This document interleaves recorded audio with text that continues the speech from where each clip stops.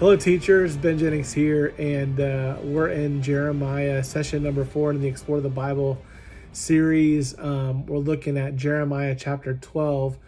The text that is suggested in this week's lesson is Jeremiah 12, 1 through 13. I'm going to make a case that we should go all the way to verse 17, and you'll see that in my outline that I've sent to you, and that you can get for those of you who do Sunday School Central online for our lessons there. My point in doing this is to help you understand this text. Now, kind of what's at stake here, and kind of the point in terms of talking to a modern day person, the person in your class, is this idea of questioning God and questioning God's judgment. Can God be trusted? Can God's judgment be trusted? You hear that all the time. It comes in that problem of evil question in apologetics and actually in just real life dealing with people. Well, if God is so good, then why is there evil in the world? Why do bad things happen to good people? Why do evil people prosper? That seems to be the question at hand here when we get to Jeremiah chapter number 12. And what's interesting is the question is laid out by not by some skeptic or some agnostic or somebody who doesn't believe in God or isn't even a faithful person. It's brought up by Jeremiah, the author of our book. And so let's look at that question, and let's look at God's answer to it. The statement that we would make to really kind of lay out the outline, the objective statement, says this: we can be assured that God's judgment can be trusted by seeing two questions and two answers in Jeremiah 12, 1 to 17. Now, this typically in an outline, I don't have two key words. In an objective statement, Ben loves Megan, his wife, for two reasons. That plural noun reasons ties the objective statement, Ben loves Megan, his wife, to this point. Here are the reasons why. 1, 2. And so the plural noun usually helps. In this particular statement, we can be assured that God's judgment can be trusted by seeing two questions and two answers in Jeremiah 12, 1 to 17. That gives you two plural nouns. And so we're going to talk about two questions that come up in the text, and then we're going to give two answers that God gives in the text. And really the second question is part of God's response. So that's just to confuse you a little bit. But here's my point. We can trust God, and here's why. Now, we'll look at question number 1. It's asked by Jeremiah in verses 1 to 4, where he says, question 1, God, are you just? Verses 1 through 4. He says this: righteous art thou, O Lord, when I plead with thee, yet let me talk with thee of thy judgments. This is Jeremiah talking. He's saying, God, I know you're righteous. You have a history of being righteous with me. But I got a question for you. I got some things I got dealing with that I want to talk to you about your judgments. Wherefore doth the way of the wicked prosper? Why are these wicked people prospering? Wicked people shouldn't prosper. They should get their due reward. They should get justice. Wherefore are all they happy that deal very treacherously? Why are they happy? Why are they successful? Thou hast planted them, yea, they have taken root. They grow, yea, they bring forth fruit. Thou art near their mouth and far from their reign. He's saying, it seems like you're causing them to prosper, but they talk about you. They mention you, but you're not in their inner being. You're not in their heart. The reins there's like your heart, your bowels. It's the seat of the emotions. He's saying, you're near their mouth. They talk about you all the time, but you're far from their hearts. Verse 13, but thou, O Lord, knowest me, thou hast seen me and tried my heart towards thee. You know that I love you, God. You know where I'm at on that. Pull them out like sheep for the slaughter and prepare them for the day of slaughter. This is like the imprecatory prayers and Psalms. God, can you just judge them? Can you just take them out? They're doing wrong. Why aren't you dealing with them? How long will the land mourn? Verse 4, and the herbs of every field wither, for the wickedness of them that dwell therein. The beasts are consumed, and the birds, because they said, he shall not see our last end. He's saying, God, how long are you going to let them prosper? They're causing problems with with your people who love you, and they think they're going to get away with it. He shall not see. God is not going to see what's going to happen. I mean, God's not going to bring judgment on us, right? So verses 1-4 kind of poetically lay out this idea. God, can you be trusted? Are you really just?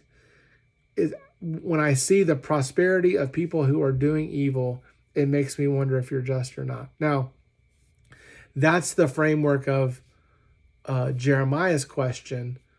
But people sometimes question the justice of God because God does judge evil, right? Or God does call evil evil. There are things that people do, and they think they're not evil, and they think you're a bigot if you call it evil. They think that you're that God, if God says something's evil, but we call it good, there's nothing. I mean, maybe God's not just because I like to do evil. I feel like I'm made to do evil. God made me this way. So if he punishes me for wanting to do evil when he's made me to want to do evil, maybe God's not just. Or maybe there's not a God because a God would be just, but he's not. So because evil exists, there must not be a God. That's kind of the idea. So this is a relevant question. It's a question people deal with today. Is God just? And he's specifically... Jeremiah is specifically talking about the wicked in his own nation. But then you get to verse 5, and from verses 5 down to verse 17, God gives Jeremiah an answer. And part of his answer, part of his response is a question back to Jeremiah. And that's where we lead to question number 2. Jeremiah, can you handle my answer? That's in verse 5 and 6. He says in verse 5, if thou hast run with the footmen, and they have wearied thee, then how canst thou contend with horses? Basically, he's saying, if you can't run with other men that run, how are you going to run with horses? Horses are faster than people. If in the land of peace, wherein thou trustest, they weary thee, then how wilt thou do in the swelling of the Jordan? If you can run in the land when there is peace, how are you going to run? If you can't do it when there's peace, how are you going to run when there's flood stage in the Jordan? For even thy brethren, verse 6, and the house of thy father, even they have dealt treacherously with thee.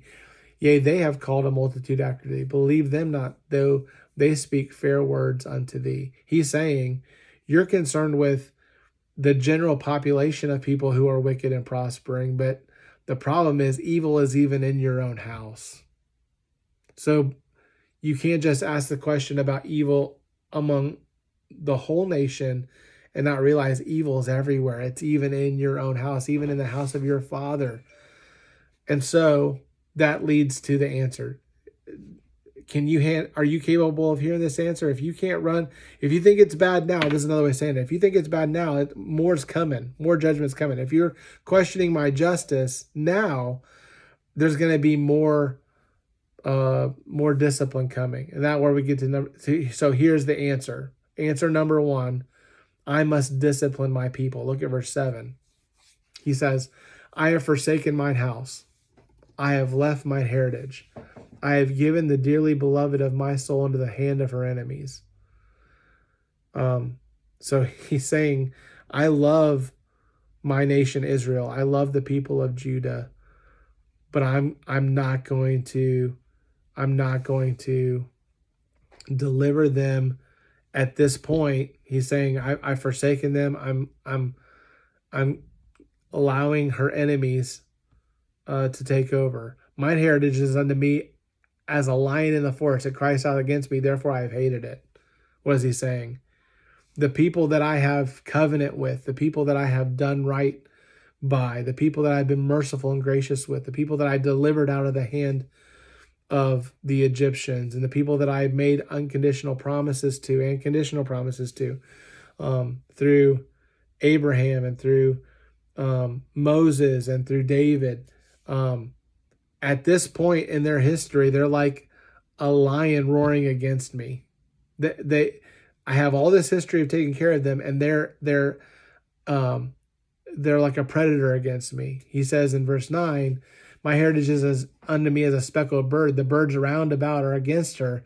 Come ye assembled, all the beasts of the field come to devour. He's saying they think they're a lion coming against me, but they're like a little bird who the nations surrounding are ready to devour. And I'm going to allow that to happen. Verse 10, many pastors have destroyed my vineyard. The word pastor here is not talking about the New Testament office of pastor or elder. The word for pastor has this idea of the pastoral, a shepherd. That's where the word pastor has this root in shepherd, or someone who tends something. Here he goes, many pastors have destroyed my vineyard. They have trodden my portion underfoot. They have made my pleasant portion a desolate wilderness. They have made it desolate, and being desolate, it mourneth unto me. The whole land is made desolate, because no man layeth it to heart. The spoilers are come upon all high places through the wilderness. So here you talk about pastors. It talks about they have trodden underfoot. They have made my pleasant portion a wilderness. They have made it desolate. I think these are a reference back to verse 9. These birds round about coming against her, the beasts of the field coming to devour, these nations around Israel coming to devour the land, to plunder the land, to spoil the land. God's using the nations around Israel and allowing them to do what he's doing in response to their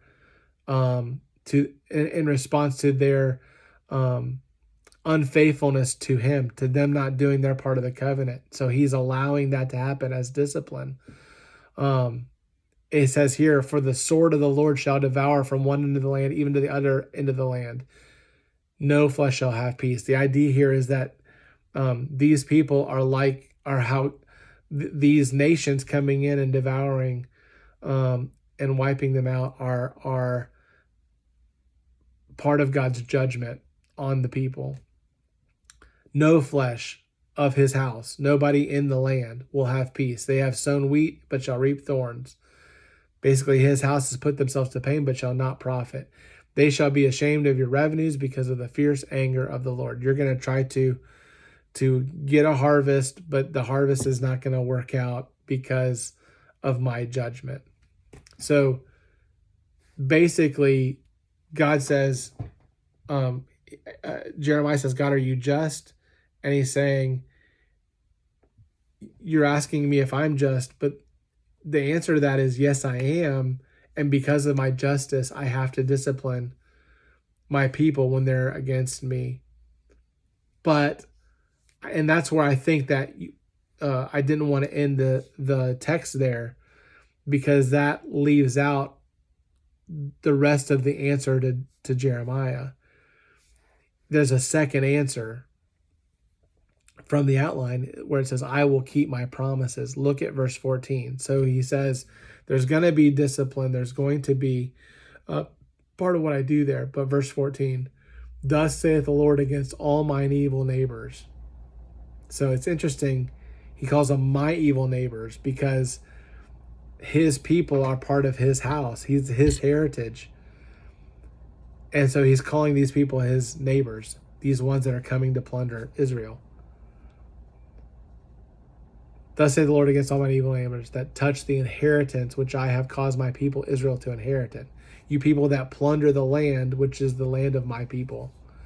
Behold, I will pluck them out of their land and pluck out the house of Judah from among them.